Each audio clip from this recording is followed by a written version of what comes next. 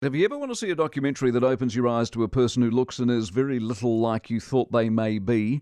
Then the Netflix documentary on Pamela Anderson is it. It's her story, in her own words. A book goes with it, Pamela, a love story.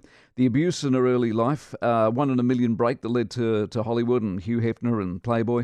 The Baywatch breakthrough, the mad marriages to Tommy Lee and Kid Rock. The dreadful fun they made of her because of her image. It's all there, but by the end you can't help but like her a lot. Pamela Anderson is with us. Good morning. Good morning. Now, I know what you were trying to do with this book and documentary. It was to tell your story from your side, and I think you did it brilliantly. Does it feel now that it's all out that it's gone well? Oh, thank you. It's such a big relief. This is something, my kids talked me into doing. They said, "Mom, nobody knows your story." And I never felt like I was ever going to get the chance to do it because I always felt so different, kind of like an observer looking at somebody else's life. And just the people that knew me always thought one day I'll kind of tell it how it was and where I came from and maybe why some of the decisions I made happened. So it's such a relief. I haven't been this happy in a long, long time. I feel like the weight of the world is off my shoulders. I feel like I finally was able to um, just tell it how it was, and it's a huge relief. Now, given what you told us and what you've said and what we find out about you, I mean, how is it just took so long to do it? Well, I was busy raising kids and working and I've always been writing. I mean, I've written in journals my whole life. It was always something that I could go to kind of find out how I was feeling. It was almost like a best friend just to be writing.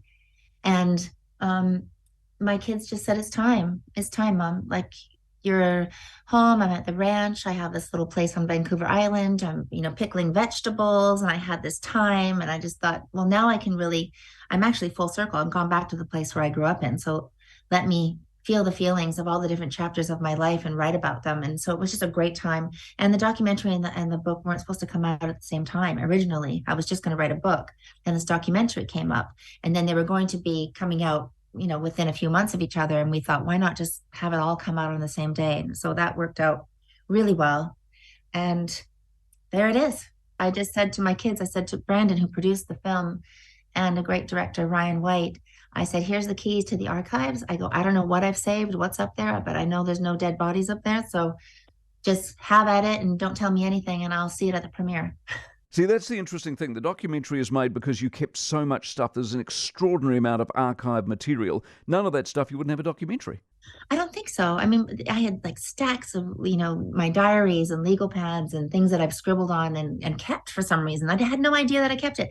I didn't think I had that much, but I had everything. I kept on sending back to Vancouver Island, my childhood home. I kept on sending the things that were meaningful to me, like filing cabinets full of writing, and they would had home movies in there, and I know I've saved all these, cassettes and VHS tapes and DVDs, and of everything. It was amazing. I was really shocked.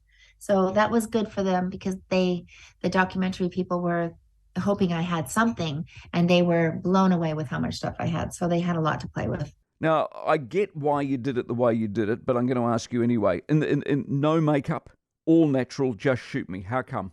Because I thought if I'm going to do this, I just want to peel it all away. And that was not a really great time in my life when I did that too. I wasn't feeling good about myself. I kind of came back home with a little bit of a broken heart, and I wasn't looking after myself, and I just was kind of searching for what was going to be next in my life. I was just, kind of triggered by everything about going home, and I thought, you know what, this is interesting. I'm sure women go through this. This is one of those times in your life where you feel stuck, you feel ugly, you feel like you're just never going to fall in love, or you feel like everything's over for you. I mean, I was going through that kind of thing. And so I said, film it, film it. I don't care. I just going to take everything off, and I want to go through this journey with people.